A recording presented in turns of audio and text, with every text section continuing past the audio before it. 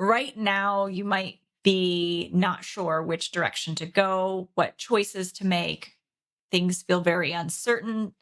And it's not, we really try to stay away from politics. That's just not something that we want to bring into this podcast. But I think there's a certain part of reality when you're an entrepreneur, you have a business where not knowing how different policies and things that are going to come up may affect you. And so today we really want to dig into what we're doing, how we're approaching uncertainty, what our thoughts are around maybe what we're looking at from business and investment standpoint, how we're preparing ourselves, and open up that conversation. In no way do we have all the answers.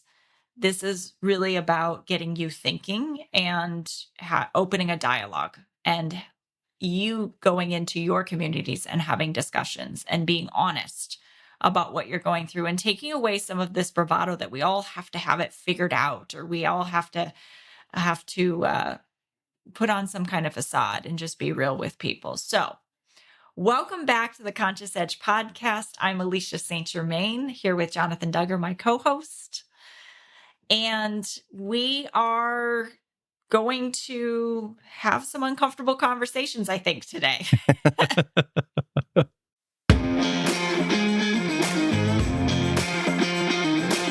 Hey, you leader, entrepreneur, business owner, solopreneur, whatever you call yourself, we know you're a visionary business builder, wealth seeker looking to combine a passion for doing good with leading consciously.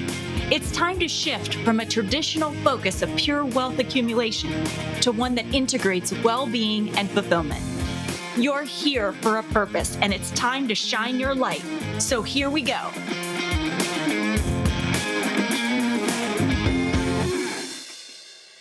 I think when we can all be open with each other, a lot of great things come out of really open conversations.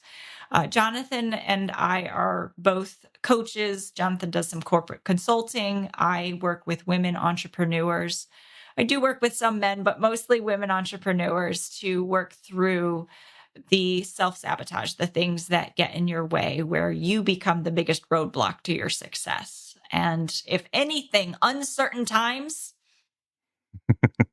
will make you want to self-protect in the biggest ways. So we got onto this topic because I asked Jonathan, what are you investing in right now? And you started to share some of the things that, some of your thoughts, some of what you're running into.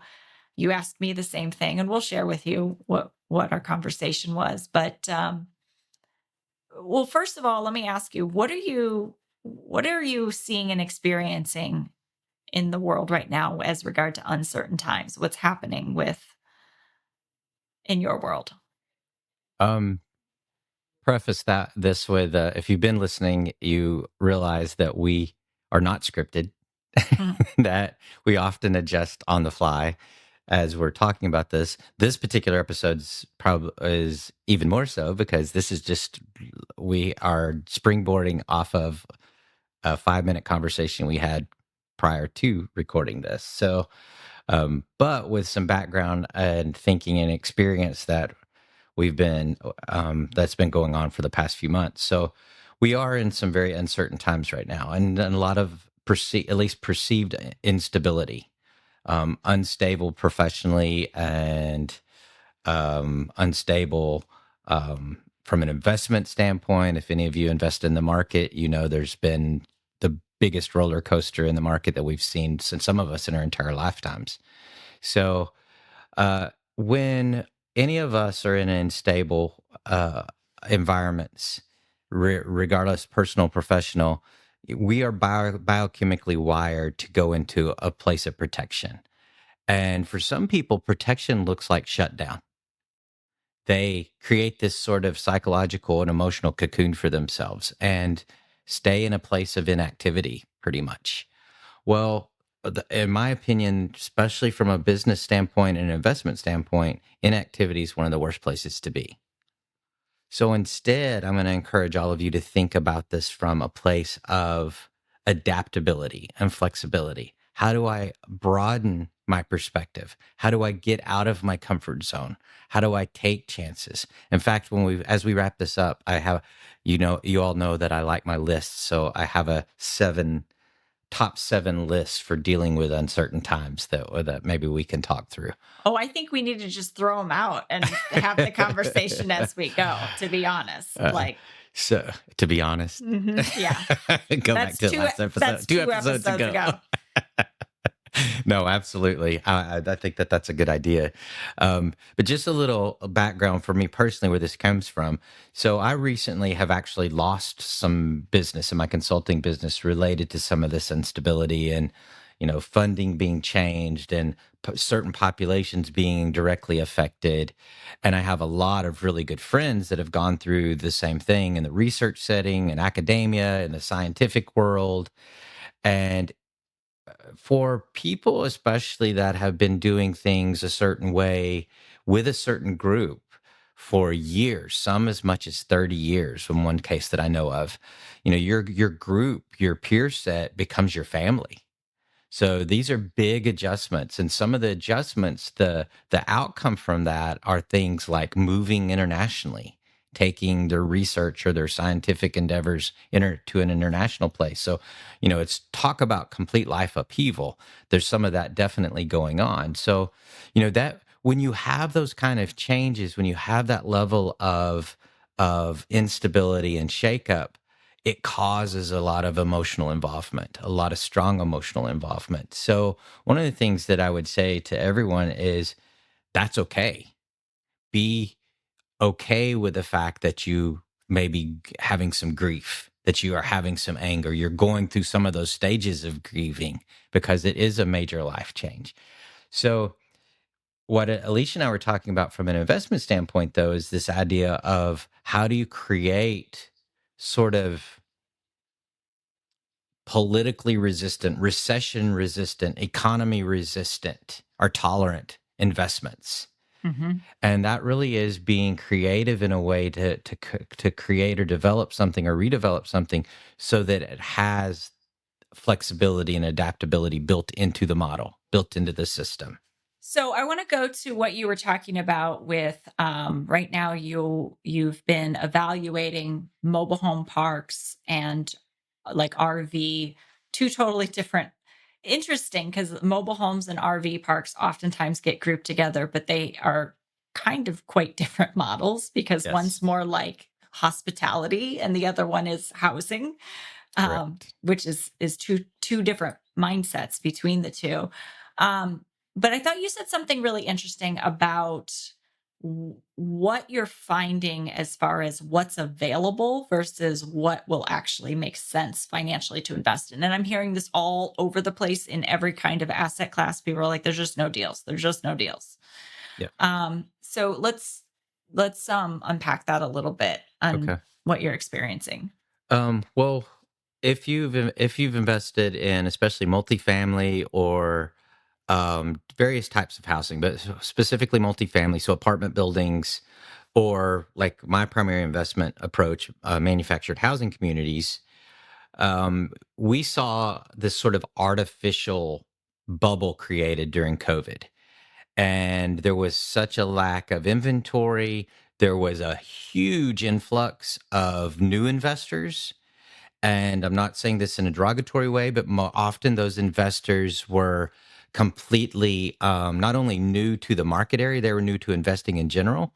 So it was kind of like playing poker with somebody that's never played before.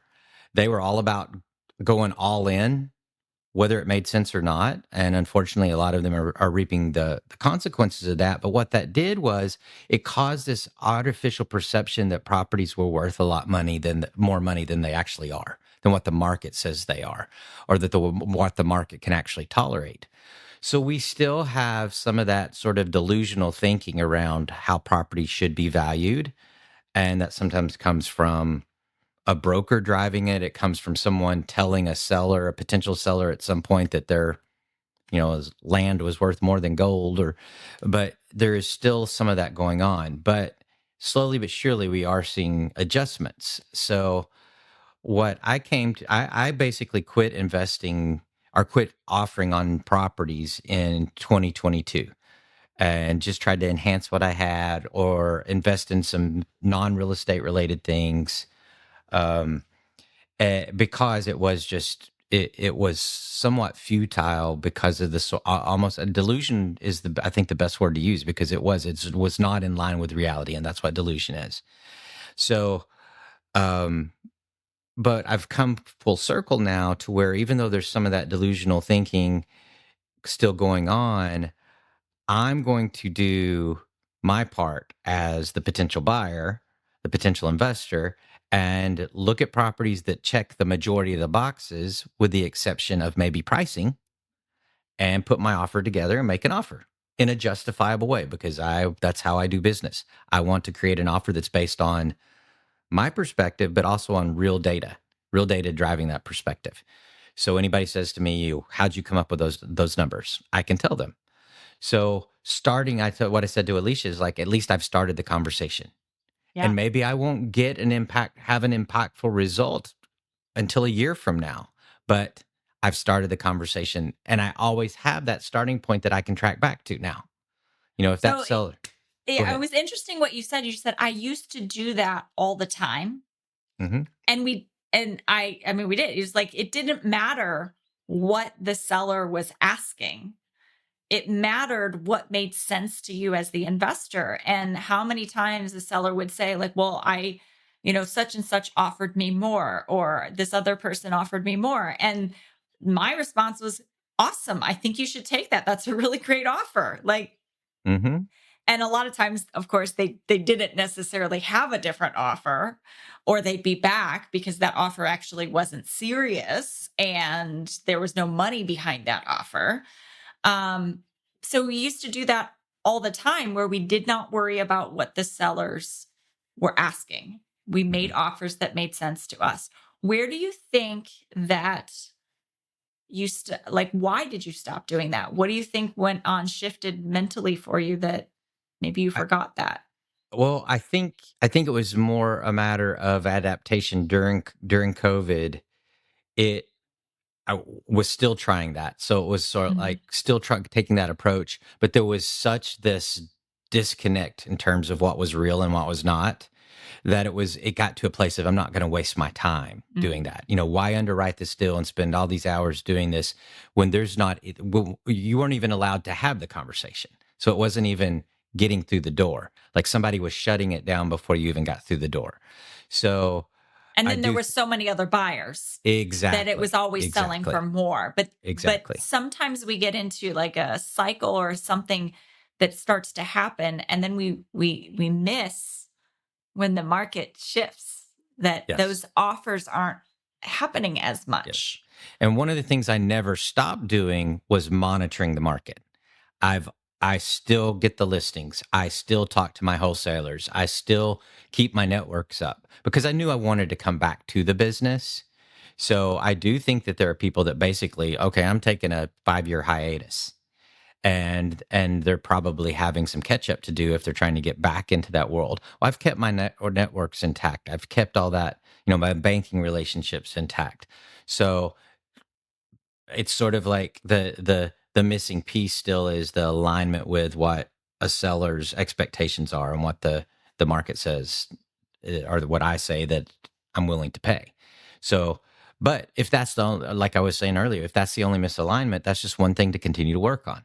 So the other boxes are aligning, are checking, are making sense now. And inventory is still a challenge to some degree, but um, that's where your network becomes so important, because I have a lot of go-to resources that I can say, well, I'm looking in this particular area for this particular thing. And they're like, oh, I had a conversation with so-and-so. Let me see what's going on with them. Or somebody was looking to sell 2 years ago, but it never happened. So let me see if they're still interested in you. So those kind of conversations happen all the time if you stay connected to your networks.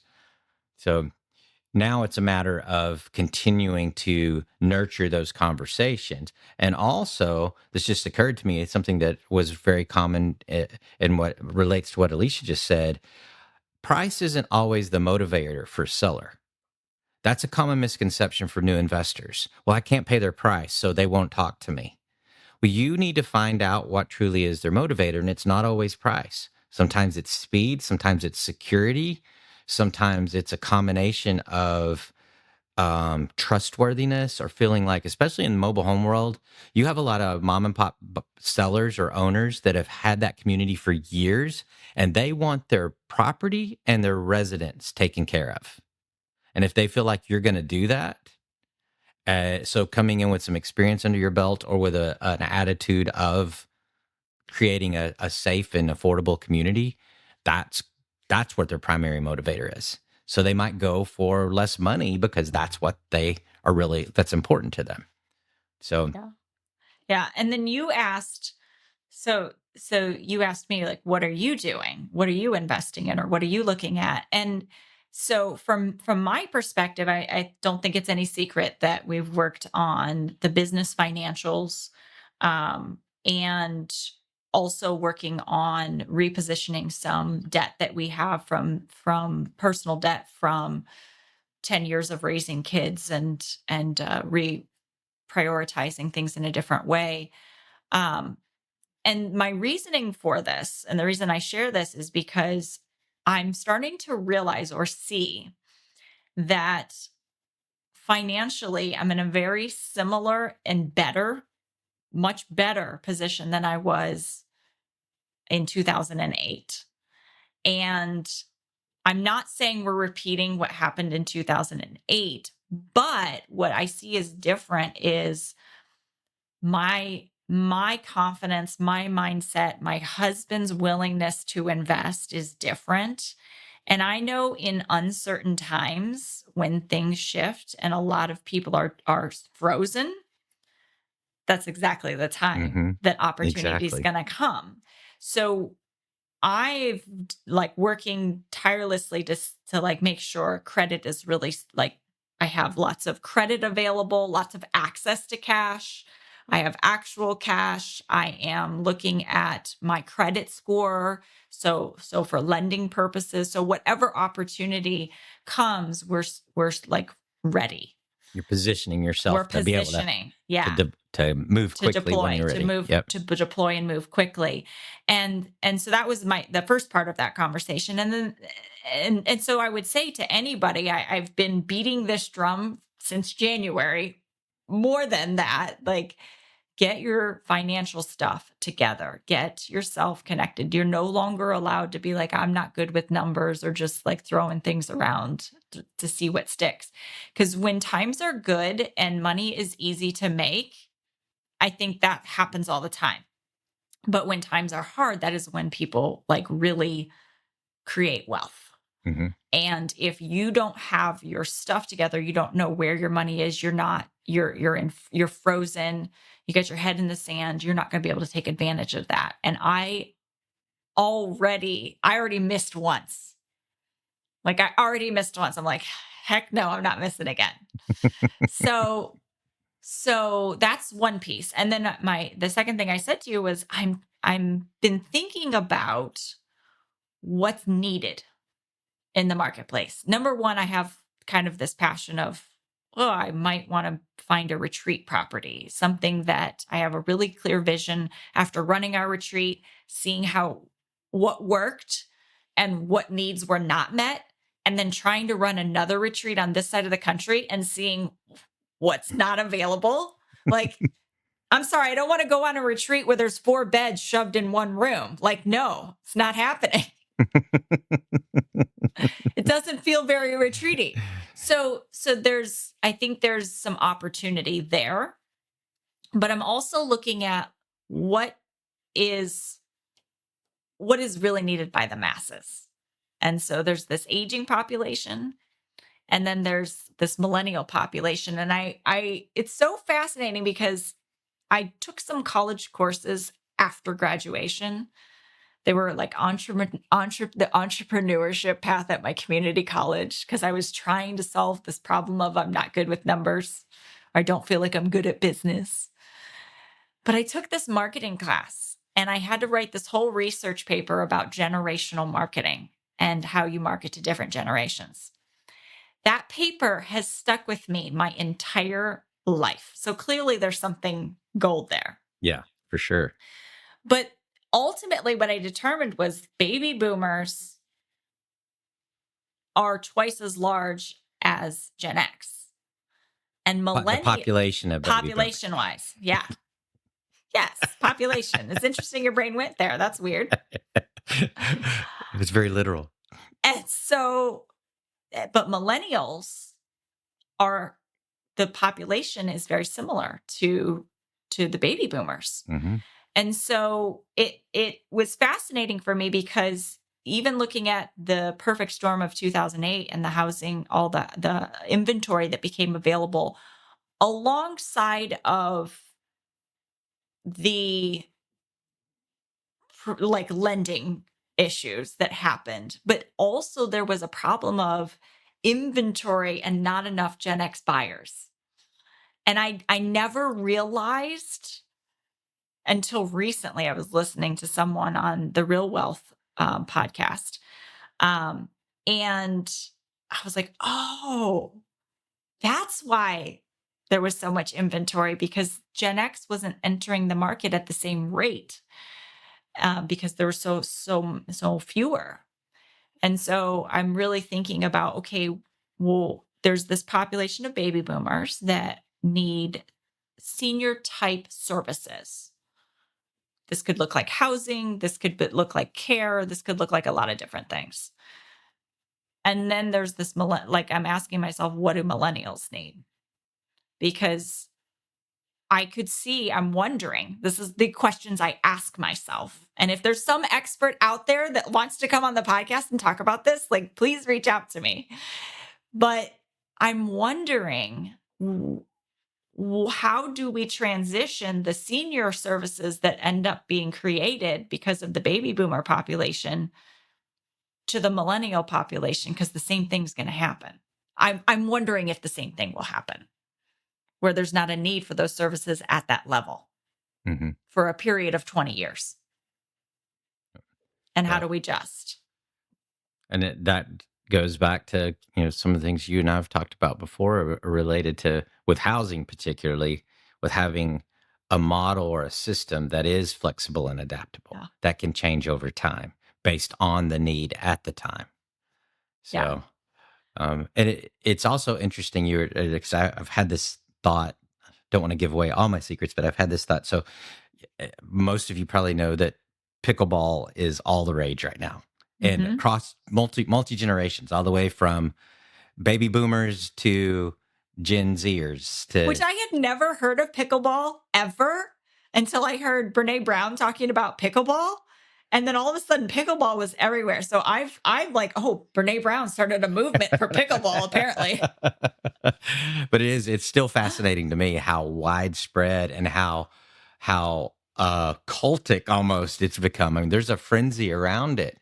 But I know someone that just recently took an old warehouse and turned it into indoor pickleball courts, and then bought a dilapidated apartment complex that's within walking distance of this pickleball facility they created. So they created an income stream with this pickleball, but the whole reason they bought the pickleball was to create a level of opportunity with this apartment complex that wasn't there before, because it's kind of in a off the beaten path area. It's not all that desirable. It has some competition around it that's newer, nicer, closer to other infrastructure.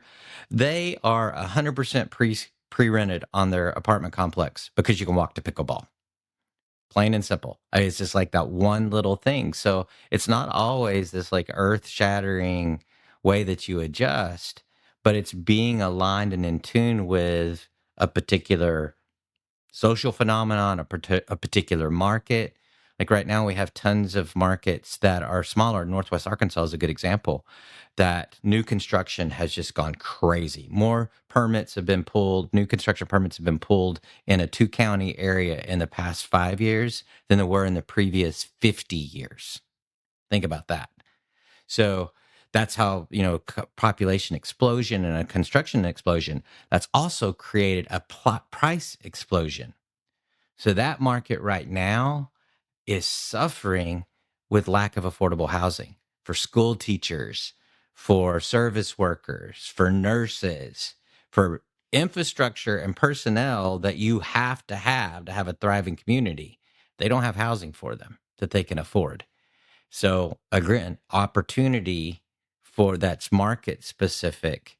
That's not likely to change anytime soon, even as the population changes.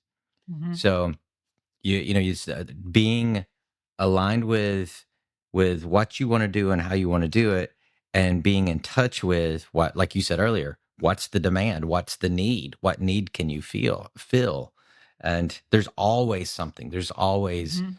something that's relevant for any given time. And even looking at businesses, and I've been following that on all the businesses that are aging. They're aging out, and their kids don't want them. It's kind of the same. It's a very similar thing that you've got these older businesses that are established, and then there's less desire by the children to have them, but also it's the Gen Xers. Yeah, yeah, It's this exactly. this weird middle generation that's tiny. And the economics of it blows my mind. Like, just the whole sociological economic sort of thing blows my mind, but it's the same thing happening. So looking at businesses and what kind of businesses would be of service. So Hmm. looking at all kinds of opportunity, and what I'm hearing you say, and I really want to land with people, is it's what's the need, what's how can you serve humanity, in what little niche, what little corner of the world do you contribute to society. I think that's a really important piece that I think sometimes gets missed when we're talking about doing what you're passionate about, or doing, what you love, but also, how does it serve people? Because if it is purely for you, that's a passion. Yeah.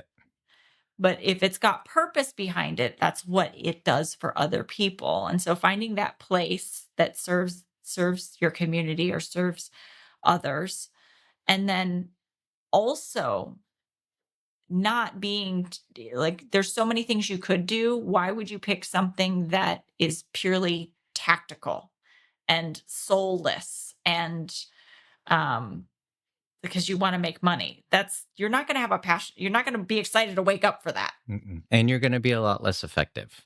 Yeah. It's less likely that you'll be effective and successful if you don't have some heart behind it. Right. So looking for that thing that aligns with your core values, your skill set, what you're good at, what you enjoy doing. And that may not be what you've always done. I think that's the other piece. I watched so many people go back to 9 to 5 jobs, like lose everything because they were unwilling to shift with the market. Yep. I mean, you saw it. Hmm. So many investors ending up in foreclosure. I'm not saying that that's necessarily going to happen again, but if you're married to a strategy or married to what you do, and you're not willing to adjust or adapt with what's culturally happening, or what's in popular with people, or what's served, it's like I think about desserts. Did you ever notice there seems like there's always a new dessert craze? Like, first it's like cupcakes and cookies, and then it was cupcakes, and then it was donuts, and then it was, I don't know, Cronuts. cronuts, right? And so you get all these places popping up, but then they go out of fad. Hmm. So it's you have to be willing to reinvent, try new things, look at different things in order to continue your entrepreneurial journey. Hmm. Being stuck in what you've always done, which we talked about that. And I thought about this, Jonathan. We said that was 2 episodes ago. I'm probably going to run this episode next. So, in a few episodes, because I think it's so relevant to what we're Yeah. talking about right Yeah. now, it's happening right now. And I don't know if I run this a month from now, if this will even make sense, because Yeah. something totally different could come up. Is there a way that we can post the 7 tips for coping with uncertainty. Oh, Is there a totally. way? Yeah. Let's do that. Let's because most of them tie to something that's come up, but I kind of did each one in a little bit of an expanded form. Okay, So great. let's do that. How, So if you go to the full show notes, you can go to the full show notes, which are linked here in the episode. We'll have the 7 tips for dealing with uncertainty. 7 tips for dealing with uncertainty. Yeah, I'll post those in the show notes so people can go there to get that full list of things. Because we're out of time. Dun, dun, dun. So I hope that just taking you inside of one of the conversations that we're having behind closed doors.